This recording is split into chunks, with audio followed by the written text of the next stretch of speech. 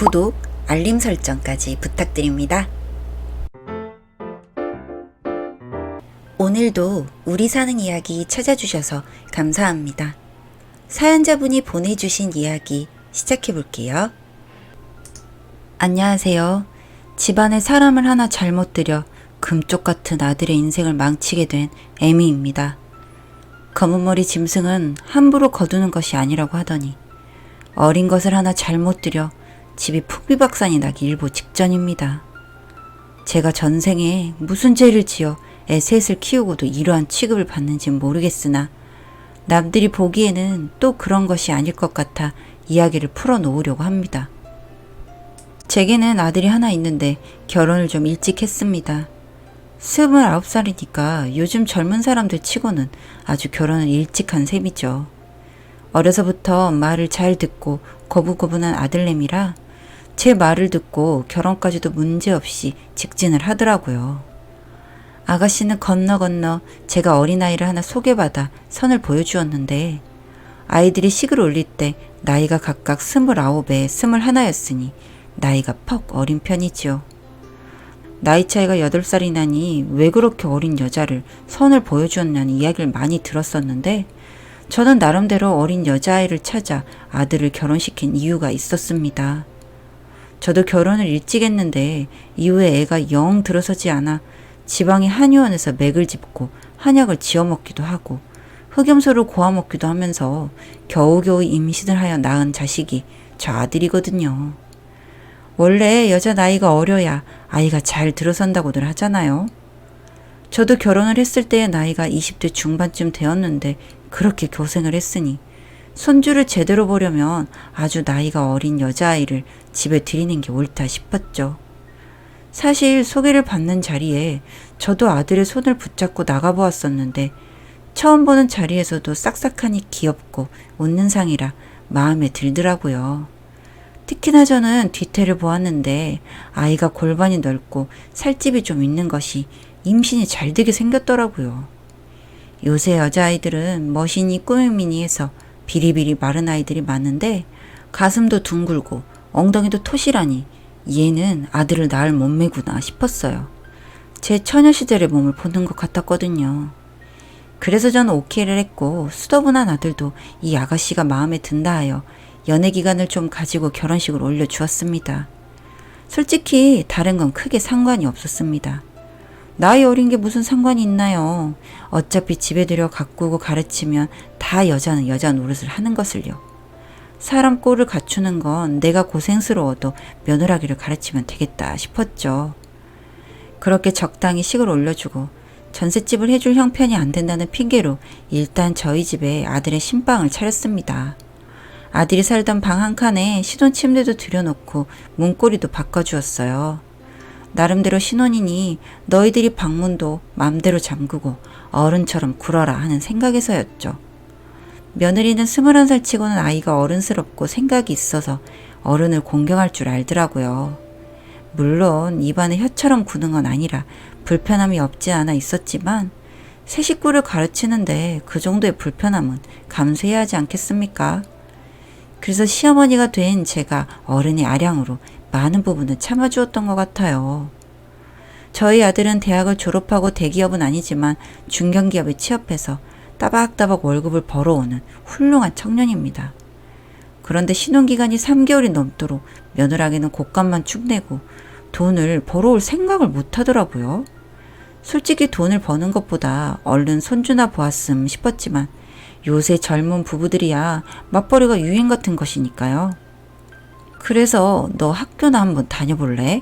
하고 제가 이 딸내미를 대학에 보냈습니다. 뭐 다들 대학교를 가는 나이에 결혼하고 남편까지 있으니 편한 마음에 다녀봐라 싶어 집 근처의 대학 무슨 미용학과를 보냈죠. 가만 보니 여자들이 애 낳고 뭐 차리기에 미용 기술만한 게 없더라고요. 2년제 대학 다니며 그 등록금은 제가 다 만들어 주었습니다. 뭐 사실 아들 부부를 집에 들여놓고 살면서 그 정도는 감수를 했었죠.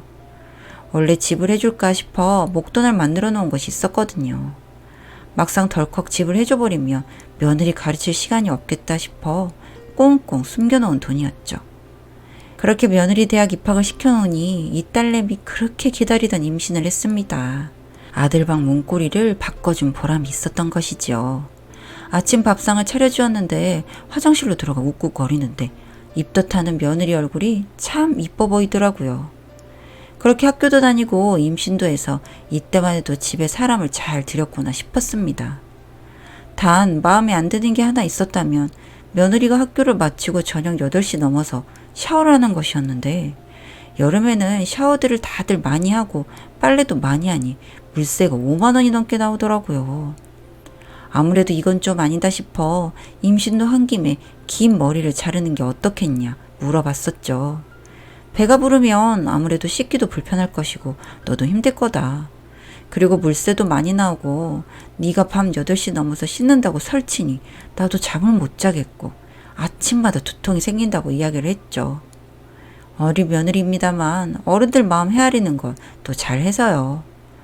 며느리는 고분고분 그러겠다고 말을 하고 다음날로 머리를 싹둑 잘라갖고 오더라고요. 내심 기특한 부분도 없지 않아 있었습니다. 나이가 어려 부족한 아이를 딸처럼 키우는 보람이 있었다 싶더라고요. 뭐 그렇게 몇 년을 살았습니다.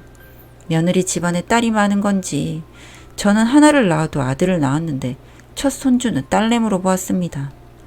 그리고 연년생으로 바로 하나를 더 낳았는데 그게 우리 집안 뒤를 이을 고추가 나왔고요. 딸내미는 영 정이 안 가더니 고추가 하나 덜렁 나오니 덩달아 누나인 첫째까지 이뻐 보이더라고요. 그래서 행복하게 몇 년을 살았던 것 같습니다. 요새 자식 가지는 게 죄인이라고들 하잖아요. 육아도 많이 도와줬습니다. 제가 젖병도 씻어주고 애들이랑 놀아주는데 뭐가 그리 힘든지. 제 아들은 얼굴이 영 피곤해 보이고 며느리는 늘 죽을 상을 하고 있긴 했는데 그래도 시간은 흘러서 며느라기는 졸업을 했고 한 피부관리실 관리사로 취직을 해서 돈을 벌기 시작했습니다. 첫째도 뛰어다닐 나이가 되었고 둘째는 아들이라 좀 늦긴 했지만 재롱이 이만저만이 아니라 그래도 인생이 살만하구나 싶었죠. 며느리도 그 당시 20대 중반이 되었으니 뭐 이 정도면 며느리까지 내 자식이고 손주도 내 자식이라 내가 새끼를 셋을 키워냈구나. 내 속으로 낳은 새끼야 아들 하나지만 그 외에도 셋을 더 키웠구나 해서 뿌듯하기도 했습니다. 그런데 그러던 와중 일이 벌어졌습니다. 20대 중반쯤 넘어가니 30대 초반이 된 아들내미랑 며느리가 종종 싸움을 하더라고요. 아무리 맞벌이를 하고 육아를 도맡아 한다고 해도 안사람이 괜히 안사람이라는 이야기가 있는 게 아니지 않은가요? 시댁 신세를 지고 시댁밥을 먹는 아이가 나이 조금 먹었다고 어쩜 저리 괘씸하게 굴는가 싶어 그럴 때마다 아들의 역성을 들었죠. 머리 검은 짐승은 거두는 게 아니라고 어쩜 저리 못 배워먹은 꼴을 하고 있나 싶어 속이 상하더라고요. 그러다 싸움이 크게 났습니다. 아들이 뭐 술집에서 여자를 끼고 술을 한잔 한 것 같더라고요. 회식으로 갔다니 원해서 간 것은 아니고 그 여자가 번호를 달라고 해서 술이 된 김에 번호를 주고 먼저 오는 연락에 대답을 하지 않는 것도 영 예의가 아니다 싶어 문자나 몇 개 주고 받았답니다. 그런데 남자가 바깥일에서 그런 일이 있을 수 있는 것인데 며느리가 머리 끝까지 화가 올라 팔팔 뛰고 난리가 난 것이죠. 하늘 같은 남편에게 쿠션을 집어던지며 소리를 지르기에 둘째 손주를 안고 있다가 우리 땡땡이가 다 듣는다. 엄마라는 여자가 애비한테 그렇게 소리를 지르고 하면 첫째 딸이 보고 배워서 삶이 팍팍해진다. 한마디 조언을 하였더니 무슨 독순이다 매처럼 매서운 눈을 하고 절 노려보더라고요. 그리고 말 한마디 안 보태고 지들 방으로 문을 쾅 닫고 들어갔습니다. 저녁 한 끼도 안 차리고요. 괘씸하다 싶었지만 어른의 아량으로 다음날까지는 진정할 시간을 주기로 했습니다. 그런데 다음날 새벽에 목욕탕에 목욕을 갔다 왔더니 집에 있던 살림살이가 싹 빠져 있더라고요. 어린이집에 갔던 손주들도 둘 다 몽땅 데리고 야반 도주를 하듯이 친정으로 넘어가 버린 것이에요. 아니 나이 많은 남자랑 결혼한다고 인연을 끊겠다고 그 난리를 쳤던 친정 부모라는 것들이 어쩜 그리 훔치듯이 사람을 데려가고 짐을 빼간답니까? 이건 사돈에 대한 도리가 아니지 않나 싶어 한번 물러서고 며느리 전화로 통화를 했습니다. 그랬더니 친정아버지라는 사람이 전화를 받아서 내 딸이 이런 취급을 받을 것 같았으면 차라리 머리를 밀어서 절에 넣었을 것이라고 하더라고요. 당장 이혼서를 꾸며서 보낼 테니 사인을 하라고 하는데 아들내미 그렇게까지 잘못한 것이 없고 내가 며느리 승을 넘어서 뒷바라지를 다 해주고 사람 구실하게 해줬는데 이게 말이 되냐고 화를 내며 이야기를 했습니다. 이 사돈이라는 양반들이 정말 말이 통하는 사람들이 아니더라고요. 나는 이 이혼에 찬성을 할 수가 없다. 나는 못한다고 마냥 버텼습니다. 뭐 아들이랑 며느라기가 가끔 연락을 하는 것도 같았는데 제가 휴대폰을 보는 걸 알았는지 어느 순간부터는 문자 한 통이 없더라고요. 그렇게 4년이나 흘렀습니다. 벌써 첫째가 내년에 초등학교를 들어가고 둘째가 유치원에 들어가서 다니고 있는데 할머니 소리 제대로 들어본 적도 없이 그렇게 우리 집안의 장손을 빼앗긴 것입니다. 너무 보고 싶어서 첫째 유치원에 가서 보고 동네 빵집에서 빵을 사준 적도 있었는데 이러니까 그냥 며느리는 휴대폰 번호를 바꿔버리더군요. 유치원 앞에서 마냥 기다렸지만 원도 옮겼는지 연락이 안 되었습니다. 이렇게 배은망덕한 며느리랑 연락을 못한 지는 제법 되었고 어제 저희 집으로 법적으로 이혼 소송을 진행한다는 안내문이 하나 날아왔더군요. 속이 찬물이 나서 이렇게 글을 올립니다. 사람이 마냥 잘해줘도 이렇게 보답을 받지 못하는 일이 생깁니다. 내가 정말 뭘 잘못했는가 되짚어봐도 생각나는 것이 없네요.